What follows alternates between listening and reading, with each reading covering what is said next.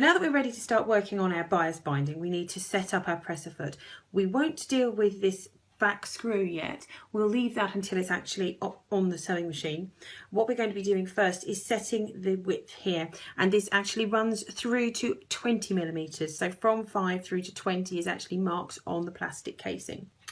What you do is rotate the screw either towards you to make it a narrower gap here, or away from you to make it a much larger gap. If I just keep doing that for a moment, hopefully you can see that this gap now is significantly wider than it was just before. And we're going to be working with our homemade binding, which is 1/2 inch binding. Just in case you are unsure, we start off with 2 inches and it's folded in towards the centre, which takes everything down to 1, and then it's folded again to give the double bias binding, which you can buy ready-made or you can indeed make your own. And what I'm going to do is just trim away some of that odds and ends so that I have a nice point, so that I've got something clear to work through the foot itself. Now hopefully you can see that we have 2 gaps, one at the bottom, one at the top, and then a slot in between. Now what we're going to do is actually have either side of the bias binding folding around our fabric. So we'll have a fabric sandwich in effect between the bias binding along the raw edge, so that we have, once it's folded in together, we'll have our fabric, our bias binding, and then on the reverse we'll have bias binding and then our fabric, so that as you can see that fabric is sandwiched between both sides of the bias binding. Now what the bias binding foot does is automate that process for us. So we pop our binding in once we've got it at the right width. Now this is too narrow at this point, so I need to just make that larger. So I will roll it to the right by rolling it away from me. So we'll just open that up somewhat, pop the binding back in, and what you want is for it to be able to fit smoothly through, which it's doing now. It doesn't look like it, but it actually fits through the gap. So we're going to open it up slightly. I'll let this point lead the way, and then we will feed it through gently so that we have, hopefully you can see that nice and clearly, we have one side fed through the top slot and one side fed through the bottom slot, and then it feeds out through the back very simply like this. Once we have our bias binding inserted into the foot, we'll then place our main fabric through the center of those 2 layers. So if I show you the back, you can see that we have now got a sandwich of binding around our inner layer. So that is ready to go to the sewing machine, and we will simply clip it onto the bar, and then we can make sure that our stitches are lining nicely against the edge of the binding, so we can set how close to the edge our stitch line ends up, and I'll show you that on the sewing machine next.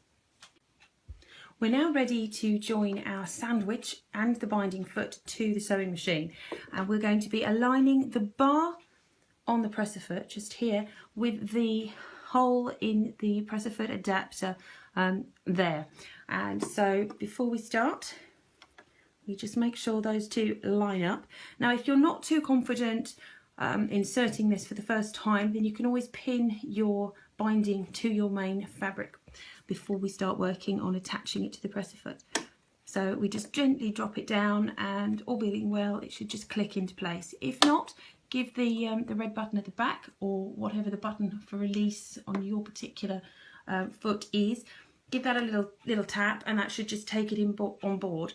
If not, just gently realign the foot itself. There is no need to be pushing, shoving or breaking the bars. It will work beautifully simply if you allow it to do so. Now this is attached, and we have our fabric and our binding already lined up, but I'm just going to change the angle so we can see where the needle itself is directed against the binding. Here we can see that the needle is quite a long way into it. It's almost down the centre of the bias binding strip itself. So what we're going to do is, we've got a choice. We can either adjust the needle's position But on my incredibly old sewing machine that I'm using for this tutorial, it only adjusts to the right, it doesn't adjust to the left. So that won't help me, which means I need to use the adjustment at the back of the presser foot itself. So we just loosen up the screw at the very back of the foot, and that allows us to manipulate the position of the bias binding holder, which is the clear plastic to the side.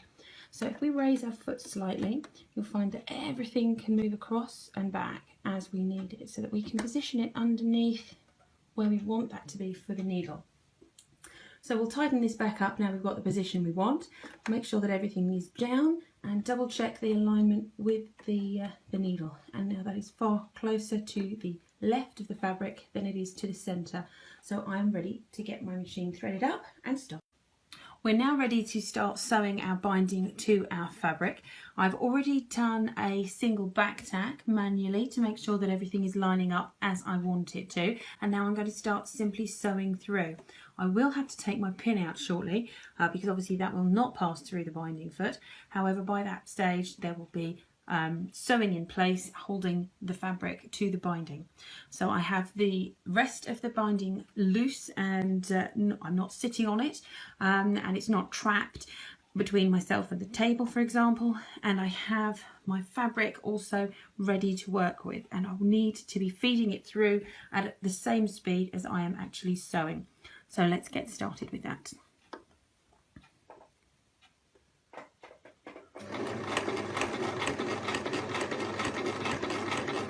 Now I'm taking it quite slow at the moment, just so that I'm starting off without running amok, because I know that I've got these curves coming up.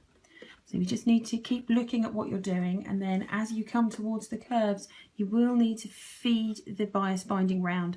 And the bias binding, the bias is what's going to give it the curve, the ability to curve without puckering.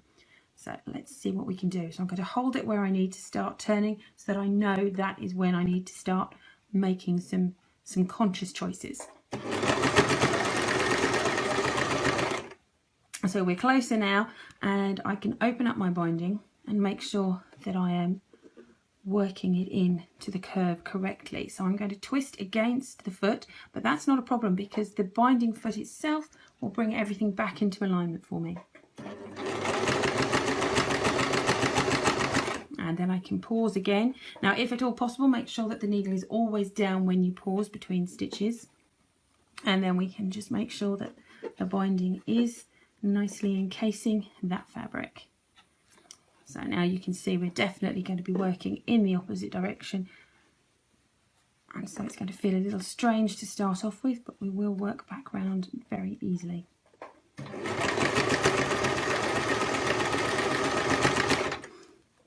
Because the fabric straightens as it goes through the presser foot, we just need to make sure that we've aligned it correctly in the folds.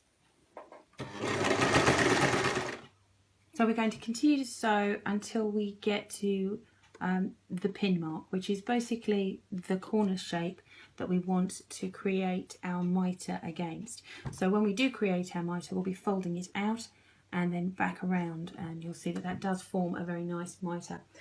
So let's get started with that by sewing straight down to the pin. And now we're going to take it out of our presser foot. So we're going to raise the foot and then make sure the needle is out of the way and pull the fabric out the back of the foot, because there is no way that we can pull it forward. We have to take it out of the foot that way. And we'll also need to release the foot so that we can fold it correctly. Take our bias binding out, and what we're going to do now is open up and fold it down. So we're going to create that fold in the corner and fold straight down, and this will create our mitre effect. Here we are with everything folded through. So we've got our mitre fold here, we've got the stitches that have finished from the previous row, and I've pinned this in place so that we've got a nice crisp border. What I'm going to do is now feed it back into the presser foot and then reattach the presser foot to the sewing machine. and that's actually far simpler than you may think, because we now have the body of the work already in place. So we can fold it down and through, and then bring the bias binding back into the bottom and make sure that it also feeds in on the other side. And it's a lot easier to do this once you have some of that sewing in place, because it gives you something very solid to tug against. So we'll just slide this back up so that we can start sewing at the point of that corner. And so we'll pop this back onto the sewing machine and just adjust it so that we have the fabric ready to sew. We'll drop the needle down manually and we'll just do a single stitch and a reverse stitch to secure that in place, and then we are ready to continue to sew on down with the remainder of that edging.